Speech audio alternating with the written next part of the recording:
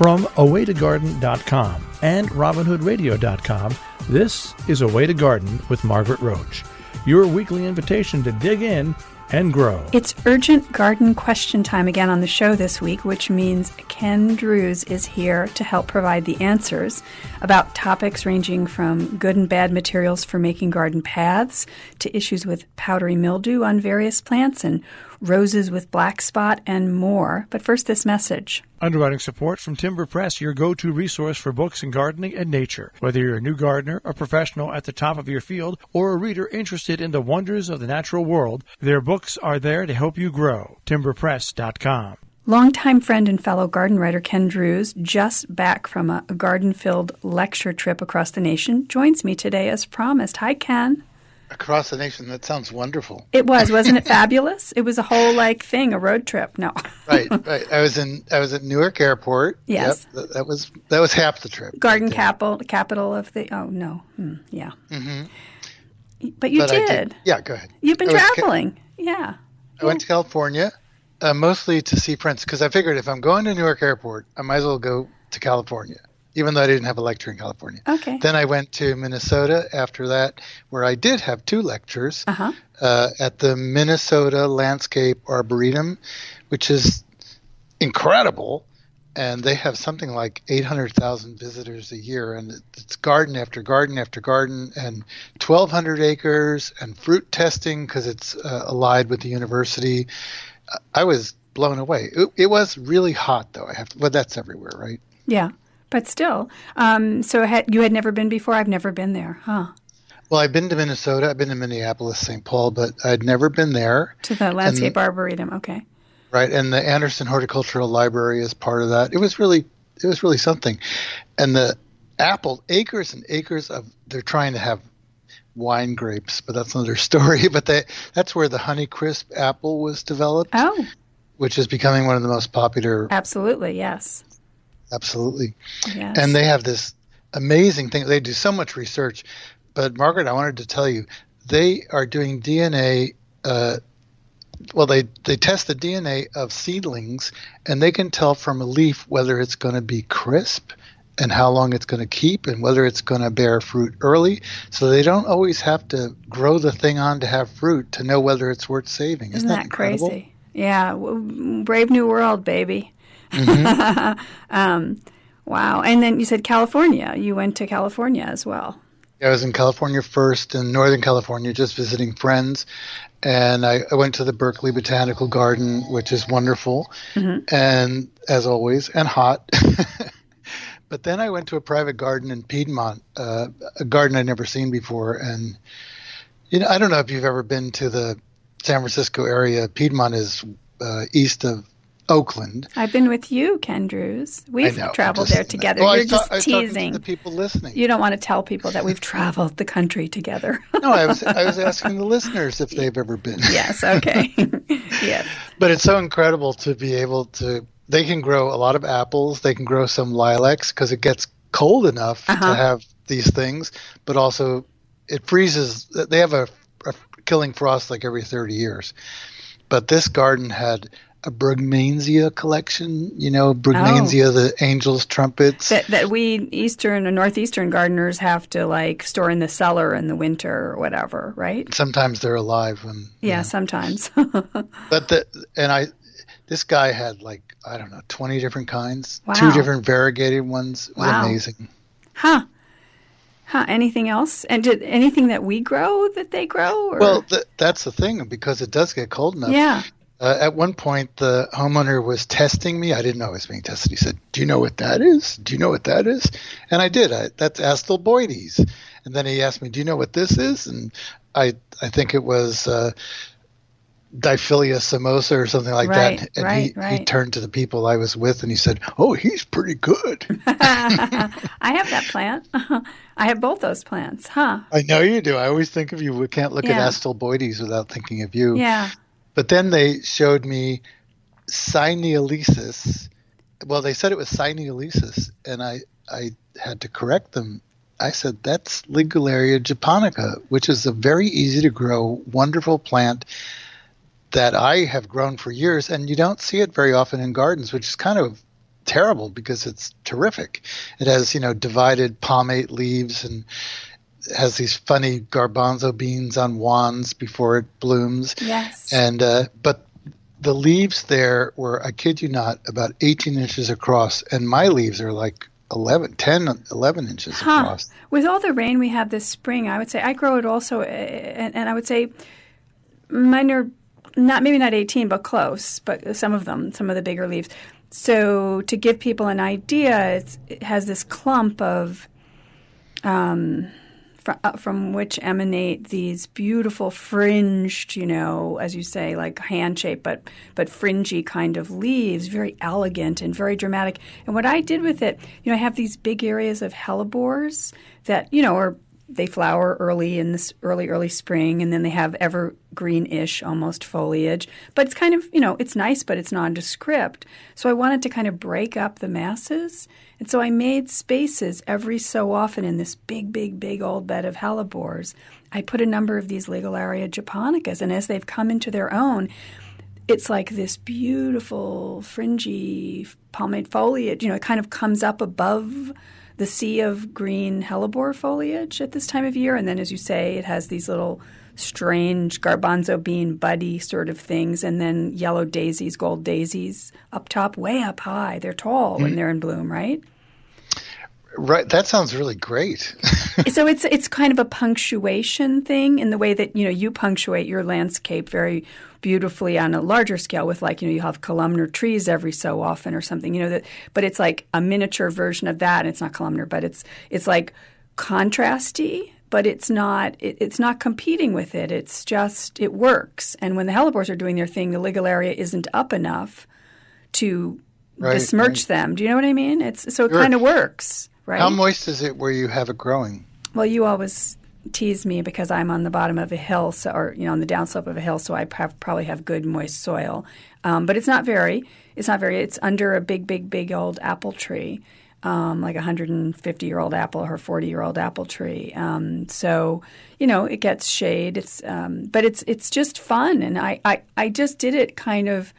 I don't even know why. It was semi-consciously, and it works because they're opposite seasons that they do their thing. So again, the Ligularia is not out covering up the hellebores below it, right? It's resting kind of above the hellebore foliage, and it makes a punctuation. So it's kind of fun. But so they grow that in Northern California. Interesting. I'd never seen it there before, and they were showing me it like it was. Well, they said it was Cyneolesis, which it wasn't, and they were showing it off as this very rare thing. And as you're saying that, I'm realizing I'm growing this thing practically in no sun. Right. And you have it in shade, and I have it in a moist place. But I'm going to divide it, and I'm going to copy you. Yeah, I think it's an interesting one for if you have a very, very early ground covery kind of thing, and you need it to have a late moment. It's sort of an interesting combination. I use the Angelica gigas as well for that. Kind of to punctuate. Because it comes much later.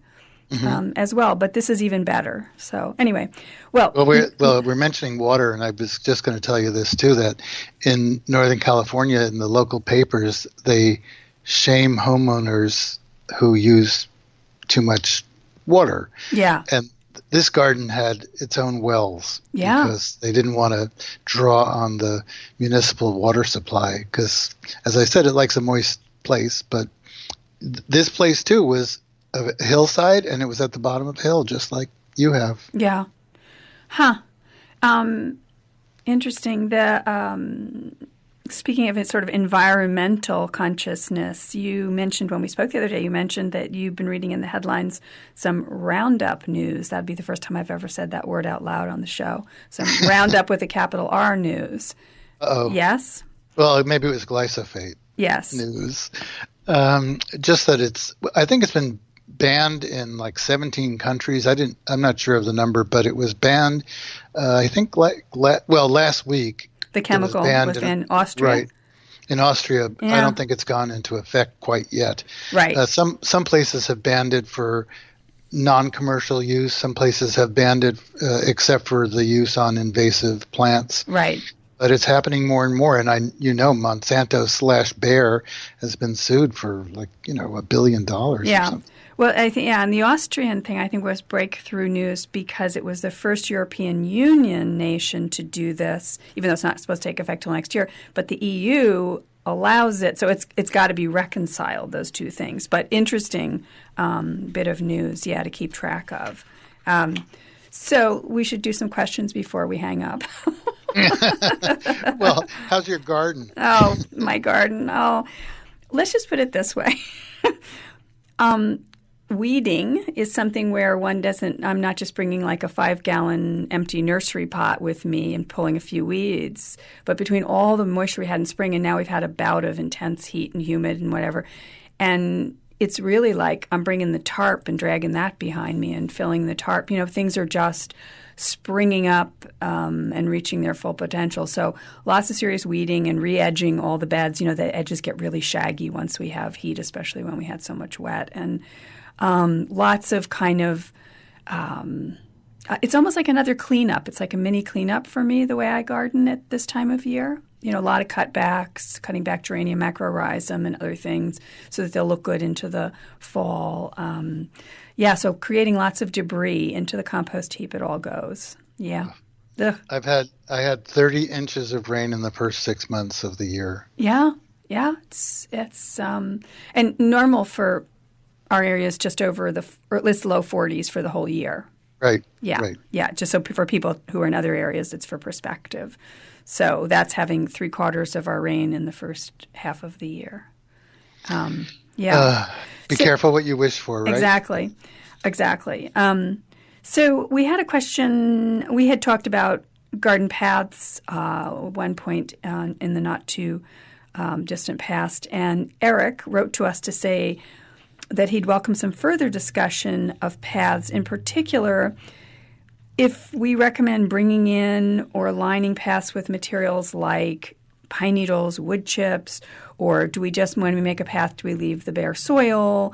Eric's in the early stages of garden development and is doing a woodland walk that slopes down away from the house, and it's bare earth right now, but wondering, to sort of define and stabilize it and so forth so there's no erosion, what would be a good surface, for paths? And it's a big subject, I know, but I wondered if you had some, immediate thoughts about that. Or a reaction to what you said. Yeah.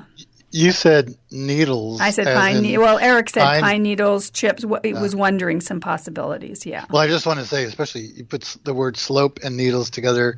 Pine needles are very slippery. Yeah. And on a slope, that would be the gardener and visitors would end up on their butts, I'm afraid. No, I agree. That's not – I think pine needles, I don't remove them from under pine trees ever. I mean, that's where they belong. I think they belong there. So in the South, they sell them in bags and boxes. I know. It's not my thing, but yeah.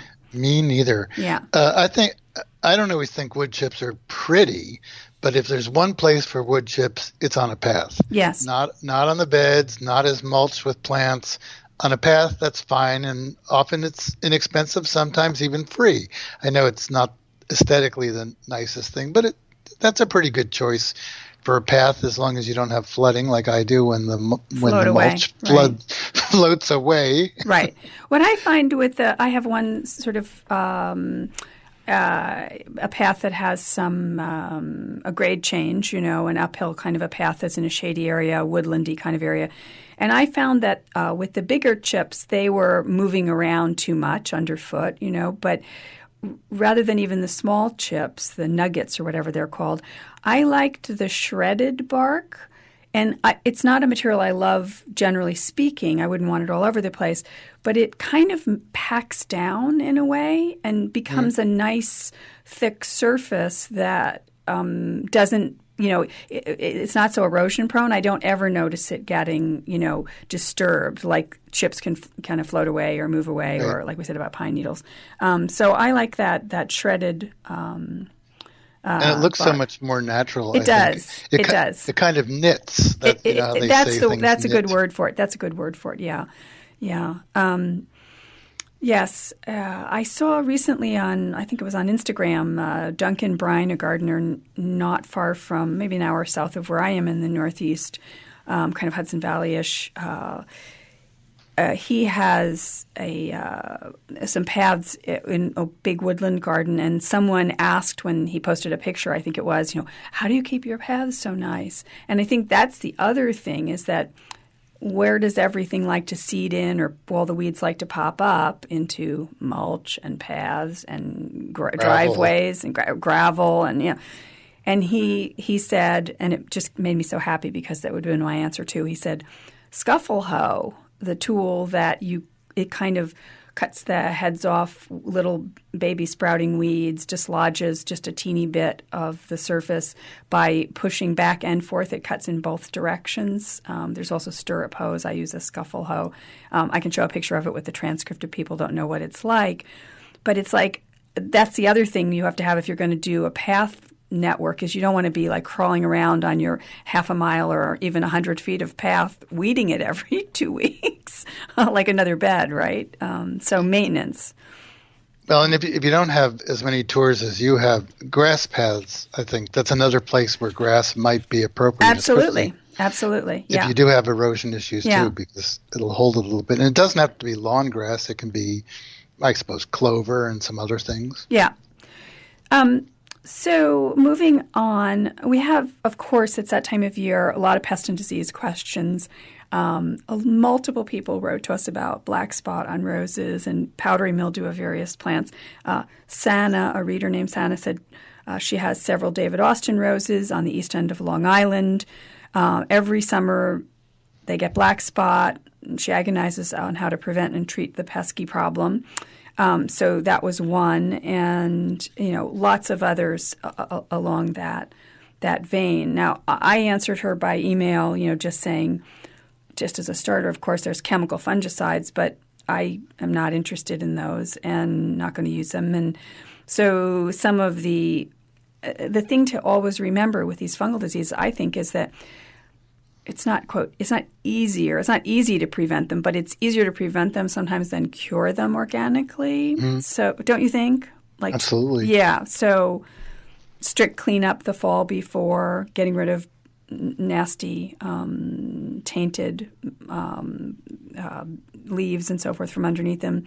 Pruning well, lots of air circulation, all the stuff we hear about over and over again. It really does make a difference. Growing them in the proper amount of sun, which is a lot of sun. Not up against a building or whatever, not overcrowded. So I think that's really important. Have you used any of the sort of organic fungicides or anything? Well, I try stuff. And years ago, I used baking soda, and then I tried baking soda with horticultural oil, and it helped. It helps. It doesn't help more than if you open up a shrub and make it vase shaped with, don't have cross branches. Air circulation is really the key. But something weird that I noticed, and I'm thinking about that now with the rain, I had a rose under an overhang and it had terrible powdery mildew where the rain didn't hit it. And where the rain hit it, it didn't have any. Isn't that funny? So it kind of washes away. So it's counterintuitive to think that something wet might be more helpful. Also, powdery mildew, I think that you get it in the spring, even though it shows up late in the season. Right. So that's another thing. Clean up, black spot, get rid of all those leaves. And so a lot of the organically rated fungicides, they still have natural, they have copper or sulfur. Oh, copper or sulfur, right, which are certainly poisonous. Yeah, so there's still, it's not like nothing. It's not like spraying it with a garden hose or anything, just to be clear. Some people use neem oil, but that's really preventive, not curative once the disease occurs. So that's, another thing. And again, there's the home remedy of like a milk spray to prevent a lot of fungal things, a home brew of water and milk. And that's all nice, again, too, as possibly a preventive, and not even necessarily, the research doesn't really support such claims, but it's certainly not going to erase it. So this is the problem. If we don't want to use the chemical fungicides, it's better to put all our efforts into prevention, that really open pruning that you're talking about and so forth as organic gardeners, I think, compared to trying to come up with a curative, solution. I have to say I've tried a lot of products that are organic, over-the-counter spray things, and I have not seen that they work very well. Right. Lorraine wrote in, for instance, she sprayed her phlox with a baking soda mixture that she read about somewhere on a website, not mine or yours, but and she didn't see any improvement, and she wondered why not in several days of spraying. And again, if the cow's out of the barn, it's like once you've got it, it's not going to cure it. And the good news about the powdery mildew is it's not going to kill the plant. It's just one of those things that, it's disfiguring temporarily, but it's, so good cleanup and so forth. And, with peonies, the same kind of thing. We get it sometimes. Virginia wrote in about her peonies getting, mildew. I think one thing about the phlox is to look for lists of phlox varieties in your area, and nurseries often have them, mail-order nurseries, and of course Cooperative Extension often has lists, because I think if you choose the right variety, and I do have a breeze coming up the river, but I don't have any mildew on any of my phlox. Yes. And I think it's because it's Phlox David, which works for me, and a couple of other kinds, including some self-sowers from Phlox David, which is a white one, and the self-sowers are pink. But I don't have any mildew on any phlox, which is remarkable. But I think it's because of the variety is the right variety for where I am. That they have resistance. Mount Cuba Center in Delaware, and also before that Chicago, have both done extensive research, and they're published on their websites. I'll give links to them with the transcript of phlox varieties for their regions. There may be that data for other regions of the country as well that we can hunt up. But about what you just said, which ones do best and fight it off the best because of their genetics. So yes, that is an important. But again, if our gardens are overstuffed, if we're not kind of pruning along the way, if we're leaving, kind of nasty fading stuff in there, we don't have good air circulation, it's just too overstuffed up against a building, as I said before, blah, blah, blah. It's going to be tougher to fight that off in a year that supports it weather-wise. So So in the last couple of minutes, maybe just one super quick little question, which was a ginkgo question that was a funny one. I wanted your 2 cents on it. Lucy wrote in and said, like 60 years ago, she bought through a catalog a ginkgo. It's now a 70-foot tall tree and happy in her garden all these years, but 2 years ago it began producing seeds, and now suddenly there are seedlings, like 1 to 2 year old seedlings. And she asked a friend, a local plant expert, what to do with them, wanting to share them. And the person said, don't share them. They're not native. Pull them out and get rid of them. And that seemed terrible to her. Do you have a point of view about that? Whoa, I have so many questions. Yeah. How come the fruit didn't smell? And did she have a male and a female? Yeah, she said that right. She said the fruit was I don't know. All I can tell you is what was in there. 2 years ago it began producing seeds, which strangely and fortunately don't smell. But maybe animals are eating the fleshy part off real quickly before it gets rank. I guess there has to be a male in the neighborhood somewhere. Yeah, something. Anyway, so just the idea of what her friend, the plant expert, was saying, if it's a non-native tree, we don't want to plant anymore. I think that's what's implicit in the person's recommendations, is it's a non-native tree, don't plant any more of them. That seems extreme. I know there's this big tension between native and non-native, and ginkgos support like 5 species of native butterflies and moths, whereas Native American, because ginkgo is not an American tree, whereas Native American oaks support several hundred species of native moths and butterflies. And I know that, but I think as a single specimen tree, it's okay to have a ginkgo now and then maybe. I don't know. I'm sort of there on the completely fence. Agree with you. Yeah. And, that's who we are. I don't think it's an invasive tree. It's not rated as invasive. And it doesn't sound – I don't know how many seedlings she has going there. If she's got dozens, then – get the mower. Right. But give one to a keen gardening friend to put as a specimen tree in their yard doesn't seem like the end of the world ecologically to have one more ginkgo specimen somewhere. Whereas I do definitely support if, making room for more and more native trees, as I know you do as well, and shrubs and perennials. Anyway, I just wanted to mention it and just ask you. So, so we frittered away another segment. You're kidding. No, wow. I'm not kidding. Would I kid you? I'm not going to start lying to you after all these decades, Ken. So thank you, and get out there and pull some weeds, right? Or give up. No. No. Back to that. Okay. I've been waiting. All Thank right. you, Margaret. I'll talk to you later. Good. Underwriting support from Timber Press, your go-to resource for books in gardening and nature. Whether you're a new gardener, a professional at the top of your field, or a reader interested in the wonders of the natural world, their books are there to help you grow. timberpress.com. And thanks to all of you for listening. Now, don't miss an episode. You can subscribe free to the podcast version on Stitcher or iTunes or Spotify. And find me anytime at awaytogarden.com or on Facebook and Instagram as @awaytogarden. And happy gardening meantime. Away to Garden with Margaret Roach is a joint production of awaytogarden.com and the smallest NPR station in the nation, Robin Hood Radio.